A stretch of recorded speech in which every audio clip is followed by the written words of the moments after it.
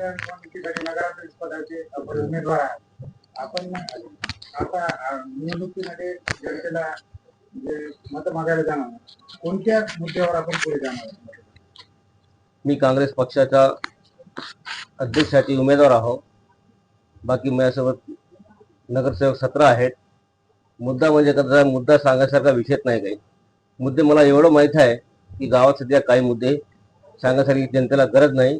जेवढं काम शिल्लक आहे, जे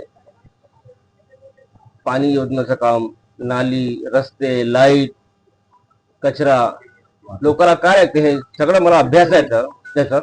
आणि ते काम केल्याशिवाय आम्ही काही शिल्लक ठेवणार नाही, पूर्ण काम करून राहणार. आता सध्या तुमच्या विरोधामध्ये मोठमोठाले म्हणजे भाजप, शिवसेना आणि इतर पक्षाचे उमेदवार आहेत. ते कोणासोबत आपली लढत होईल ते मला काही सांगायची गरज जनतेला पण नाही, मला पण नाही. मोठ्या पक्षाचे असतील, मोठे उमेदवार असतील, मोठ्या पक्षाला उमेदवारी प्रॉपर गावाची कोणाला नाही भेटली, बाहेरचे उमेदवार म्हणून ते इथं उभे केलेले आहे, हे सगळं जनतेला माहीत आहे. बाकी अनेक काय उमेदवार आहे, ते काय काम करतात हे पण जनतेला माहीत आहे. जनता त्यांना 2 तारखेला दाखवून देईल. जनतेला काही सांगायची गरज नाही. ओके. मी एक सामान्य कार्यकर्ता आहो.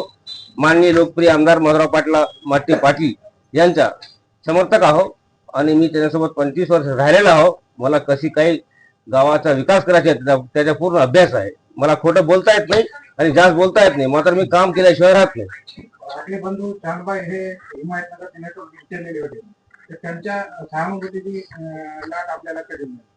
माझे मोठे बंधू चांदबाई हे सगळ्याला माहीत आहे. त्यांनी 15 वर्ष ग्रामपंचायतचे सदस्य होते, 5 वर्ष सरपंच होते. आमची वहिनी 5 जिल्हा परिषद मेंबर होते. सगळ्या कामाचा विकास त्यांनी केलेले आहे. जनता त्याला चांगल्यापैकी ओळखते. ते त्यांची सहानुभूती म्हणजे कसं आहे तर सांगता येत नाही.